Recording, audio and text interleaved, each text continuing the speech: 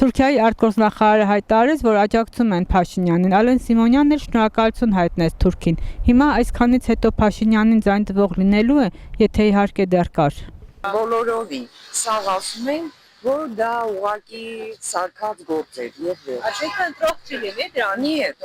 Ոչ, մենք էլ ենք դա տեսել, դա չի նշանակում, որ մենք մեր միտքը փոխեցինք դեպի Փաշինյան, չէ՞։ Այդ մարդկանց հերողանացել։ Ես լիչնի չեմ ընտրել, ցավոտ տանը։ Ուրիշի փոխարեն չեմ կարող խոսալ։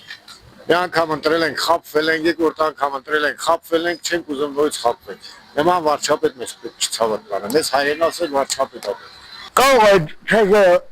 անդիկնեն որ տեղանյական տնի։ Որնա ես չեմ ընտրել։ Ինձ թվում է ոչ մեկն էլ չի ընտրել։ Թուրքը մնում է թուրք։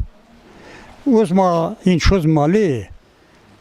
Նրանք իրանց ուժովնել այդ գործն անել դել։ Մարգարեությունը թույլա։ Ասմաղարե մտյան Ադրբեջանը, Հայաստան չի։ Մինը չկա որ ասյա շամվերտի։ Ետ ինչ ես ասամ։ Դուք